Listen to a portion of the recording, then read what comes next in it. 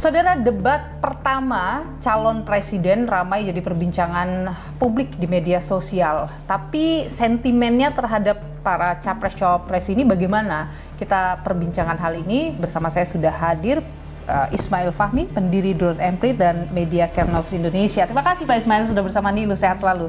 Alhamdulillah, terima kasih. Jadi Pak Ismail kemarin menyaksikan debat itu? Iya, saya menyaksikan itu. Menurut Anda itu bagaimana?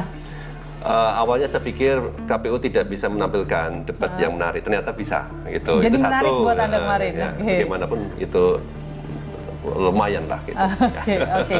Tapi secara di publik ini menangkap debat itu bagaimana respon mereka? Ada volume percakapan yang meningkat sangat besar. Sangat besar. Pada saat itu, yaitu hari-hari biasa itu seperti ini. Nah, pada saat debat meningkat sangat besar, habis itu memang turun, tapi jauh lebih tinggi daripada sebelumnya. Kita boleh breakdown nggak sih melihat bagaimana bisa. sentimennya di publik? Mungkin ada data-data yang Anda miliki? Ini data pasca debat ya. Kalau pada saat debat saya udah share, tapi mungkin lebih menarik sekarang kita tampilkan pasca debat karena kita akan menuju ke debat berikutnya. Jadi setelah debat, perolehannya hampir sama lah. Anies Baswedan itu masih paling tinggi, diikuti oleh Prabowo, kemudian diikuti oleh Ganjar ya. Nah, ini dari segi volume percakapan itu equal dengan popularity, orang mengenal ya, orang ikut mempercakapkan. Ada perubahan yang menarik di sini, yaitu Anies Baswedan. Pada sehari sebelum debat, dia itu kalah populer dibanding yang lain. Tapi pada saat debat naik tinggi, hingga pasca debat Anies akhirnya lebih tinggi daripada yang lain. Yang menarik juga yang kedua adalah yang Prabowo ya, capres nomor 2. Sebelum debat dia tinggi, pasca debat nomor 2, tetapi tetap tinggi. Kenapa kok saya bilang menarik? Kenapa? Karena di sini kita punya peta social network analysis. Ini untuk memperlihatkan dukungan mereka masing-masing paslon di media sosial, terutama di sini ada Twitter. Ini Prabowo, timnya itu nggak besar, Pak. Kecil. Tapi kenapa kok dia itu banyak dipercakapkan? Dan bahkan nomor 1 sebelum debat, nomor 2 setelah debat. Nah, Ganjar dan Anies, ya Anies nih, ini kan paling banyak nih. Besar sekali ya? Besar sekali. Ganjar juga sangat besar. Tetapi kenapa Ganjar kurang? Karena ada faktor ini, mereka yang relatif netral. Sebetulnya mereka pada saat sebelum debat tidak mengekspresikan, oh saya 01, 02, 03, enggak. Mungkin ada malu-malu menyampaikan gitu, tapi mereka memposisikan lebih agak netral lah gitu. Dan mereka ini banyak mempercakapkan. Kebetulan pada saat debat dan pascanya itu Anies dan Prabowo. Nah ini lihat nih, yang warna orange nih, ini bercakap tentang Prabowo, yang warna biru bercakap tentang Anies, tapi sedikit mereka bercakap tentang Ganjar. Jadi meskipun Prabowo itu tidak banyak pendukungnya di Twitter, tapi hampir netizen itu banyak membahas dia, sehingga volumenya tinggi. Tapi bisa kita lihat tidak apa yang diberbicarakan orang ini, apakah positif atau negatif ke mereka? Ya, bisa. Nah, kita lihat pasca debat, Anies yang paling kiri 64% disukainya, ya, Prabowo disukainya hanya 39%. Tapi negatifnya paling tinggi, 52%. Ya. Nah, Ganjar disukainya 58%. Sebelumnya pada saat debat, dia itu 64%. Ada penurunan Ganjar. Apakah di debat kemarin itu cawapres turut diperbincangkan juga? Ya ada, kalau kita lihat dari 3 cawapres yang paling populer yang banyak sering muncul itu hanya 1, Gibran saja. Hanya Gibran saja? Hanya Gibran. Caimin kok saya nggak lihat ya itu muncul karena nggak kelihatan peran dari Caimin dan Mahfud MD di dalam apa debat yang membuat itu. Gibran yang diperbincangkan? Nah, Gibran itu ketika dia itu memberikan semangat tuh berdiri.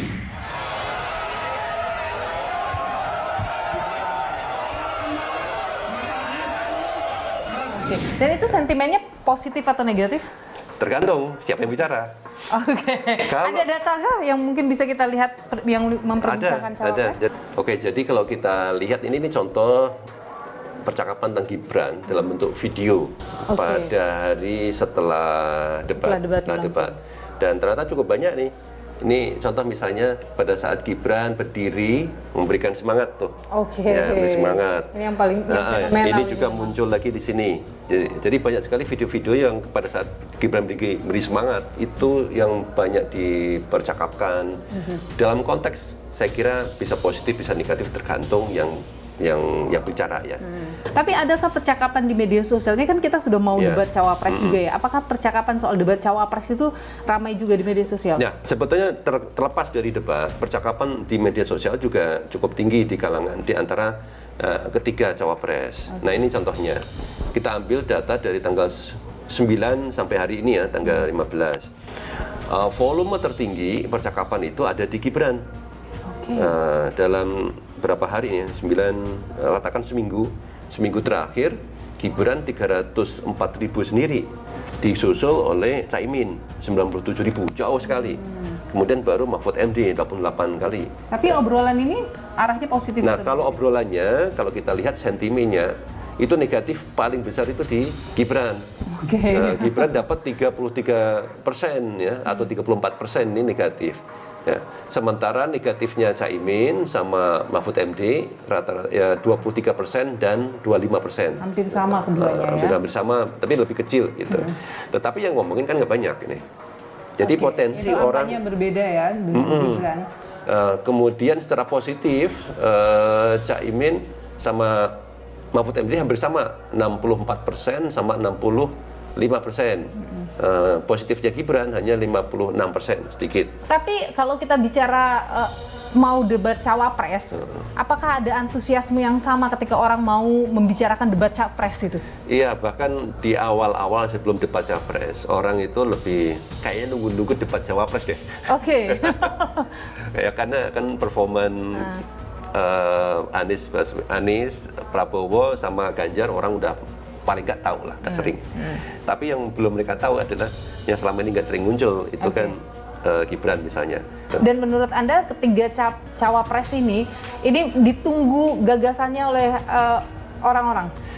Pada saat debat cawapres nanti ada dua saya kira, performan dari Gibran yang selama ini tetap ya masih Gibran yang menjadi pembicaraan. Ya, bertanya. Tapi kemudian yang kedua adalah apa yang gagasan yang disampaikan. Gitu. Ada tantangan besar saya kira ini yang perlu disiapkan. Itu Caimin sama Mahfud MD. Mereka kan bukan anak muda. Topik ini topik anak muda. Gibran sendiri udah anak muda. Tapi lebih senior, mereka mungkin lebih berpengalaman. Tapi makanya bagaimana dia membuat program-program yang pas dan kena anak muda. Program-program yang kena, yang benar-benar memahami anak muda. Pak Ismail Fahmi, terima kasih sudah berbagi pandangan di Nilu. Sehat selalu. Ya. Debat capres sudah berlangsung, apakah kemudian ini menjadi game changer untuk kemudian tiga capres ini saudara, dan apakah juga debat kemarin bisa memengaruhi undecided voters yang menurut Litbang Kompas dan survei terakhirnya itu mencapai angka yang cukup tinggi yaitu 28%. Kita perbincangkan hal ini bersama saya sudah hadir peneliti Litbang Kompas Yohan Wahyu. Mas Yohan, terima kasih sudah bersama Nilu. Sama-sama Nilu, sehat. Mas Yohan, cukup excited melihat debat kemarin? Iya, debat kemarin itu kan kalau kita bandingin dengan debat 2019 ya, jadi kader debatnya kelihatan gitu ya, saling menyerang, kemudian juga menyerang balik gitu ya, dalam konteks yang positif tentunya ya. Ketika ditanya satu isu, yang ditanya juga menjawab isu, kemudian melempar isu yang lain. Artinya kita disuguhi kualitas debat yang relatif lebih mengenah gitu ya. Orang kemudian meskipun mungkin banyak orang ekspektasinya tidak terpenuhi dengan debat pertama calon presiden dengan tema demokrasi HAM itu. Karena misalnya ada beberapa calon yang merasa main aman gitu ya, tidak kemudian eksplorasi lebih jauh tentang isu. Kayak saya melihatnya misalnya kalau dari diksi Kompas respon kita kan melakukan uji responden di jajak pendapat pada saat malam hari itu, misalnya dari sisi itu Pak Ganjar yang relatif dinilai relatif main aman gitu ya.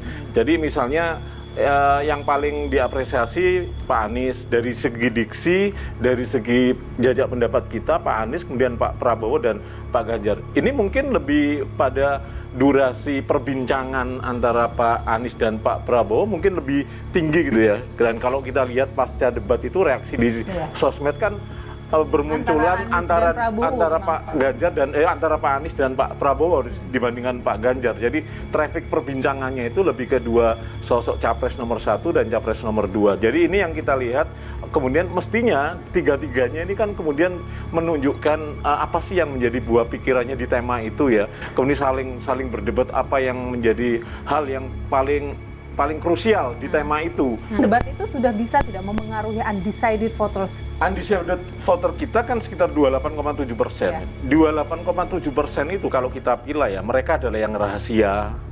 Sebenarnya sudah punya pilihan, tapi nggak mau menyebutkan, menjawab tidak tahu, menjawab ya pokoknya nggak jawab lah. Kemudian menghindar untuk menjawab, sungkan untuk mengutarakan pilihannya. Nah, apakah tadi pertanyaan ini apakah debat mempengaruhi mereka? Kalau orang yang sudah punya pilihan dan kemudian tertutup tidak akan terpengaruh. Okay. Secara rekam jejak survei, debat ini hanya mempengaruhi kurang dari 5% pemilih sebenarnya. Okay. Jadi orang yang sebenarnya benar-benar rasional gitu ya, ke kelas menengah, secara pendidikan menengah atas gitu, debat ini bagi mereka adalah tambahan saja untuk kemudian mana yang kemudian akan jadi rujukan gitu ya. Kalau kita melihat debat kemarin, Mas, itu sudah jadi game changer untuk Anies dan juga Ganjar misalnya.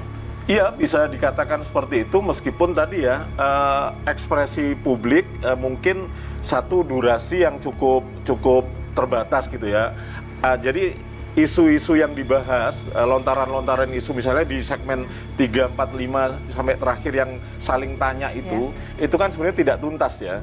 Terkesan agak gantung gitu ya. Apalagi ketika jawaban itu dibalikkan ke penanya, kemudian penanya membalikkan lagi ke capres yang mendapat pertanyaan, itu durasinya semakin berkurang gitu ya. Itu yang kadangkala memang secara teknis pengaturan debat itu memang tidak support untuk kita mendapatkan secara penuh gitu ya. Mestinya ada jalan tengah, misalnya tema nggak usah banyak-banyak misalnya. Fokus di isu tertentu, orang kemudian jadi tahu ini, membandingkan antara 3 capres ini tentang satu hal yang mungkin jadi rujukan utama. Tapi kira-kira melihat excitement yang muncul di debat capres, kalau Anda memprediksi debat cawapres akan memiliki excitement yang sama dari masyarakat atau justru lebih?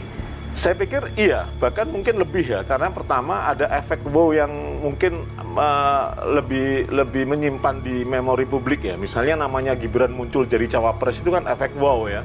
Tidak, even itu Muhaimin dan Pak Mahfud, 3 nama ini kan tidak pernah beredar di elektabilitas yang premium lah, di atas di bawah 5%, bahkan di bawah 2%. Yang kedua, tentu debat ini menjadi momentum pertama kita melihat sejauh mana efek wow ketiga ini bertahan.